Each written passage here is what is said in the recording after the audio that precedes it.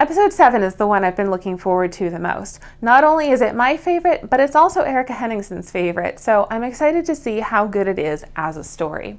As before, I want to remind everyone that I will not be allowing spoilers or leaks in my comments section. Anyone who can't help themselves will have the temptation removed until Halloween so that everyone can watch the show spoiler-free. Thank you for your cooperation. This episode occupies a very fast-paced part of the overall story, really embracing the choice part of the 8-point plot structure in terms of the overall serial plot structure. So that's going to be the part of this episode that really hits the hardest in terms of aligning with what the show as a whole is doing. Fittingly, the story actually opens up on Vaggie picking up the pieces from the last episode's Bolt from the Blue. So, where are your wings? Now, this moment of her explaining to the Hazbin residents that she's an angel also serves double duty as the stasis for this new episode, because we are going to see her go through an entire arc this episode. In the next scene, we get caught up on what Charlie's up to. She's in their bedroom crying.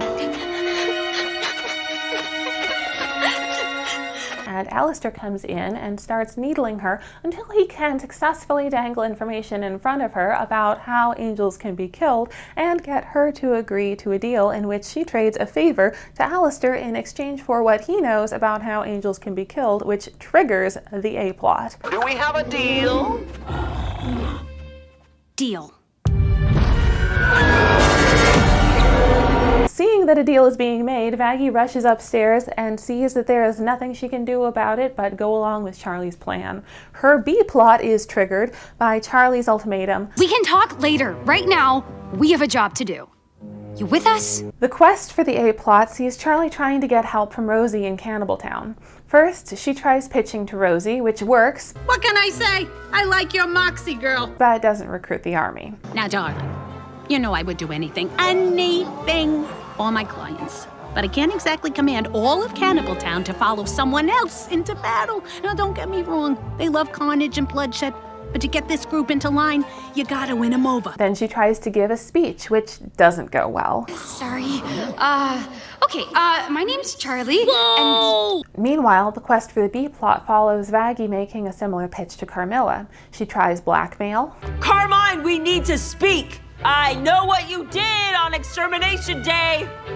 We can talk about it inside, or I can yell about it out here. Appeals to Charlie's authority. Miss Carmine, I'm here on appointment from the princess to enlist your aid in the defense of Hell from the angelic extermination. And to Carmilla's authority as an expert. We know an angel fell at your hands, and we need to know how. And reframing the issue so it's in Carmilla's best interest to fight with them. You didn't pick the fight, but it's here now, and they aren't going to stop with us. You didn't see the look on their leader's face. With us out of the way, it's only a matter of time before they come for the rest of you.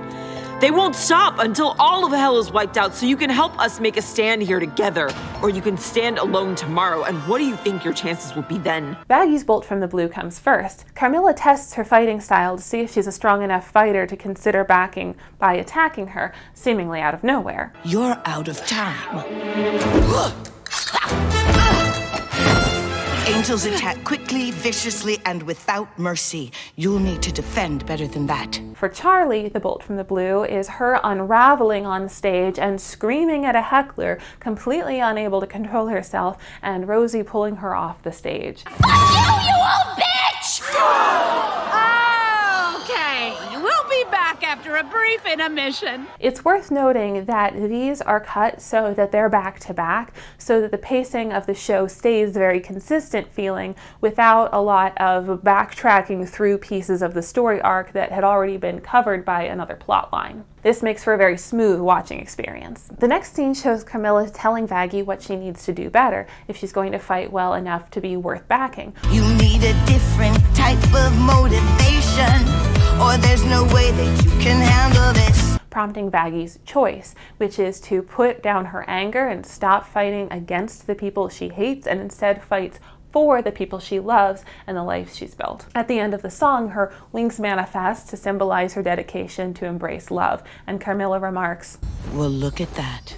You might just survive this. Which is the climax of her arc, marking the success of her mission to get weapons for the Hazbin. Back in the A-plot, Rosie gives Charlie space to cool down and talk it out. She prompts Charlie to actually consider her relationship with Vaggie in terms she hadn't processed, like whether Vaggie loves her. Have you ever once doubted that she loves you in return?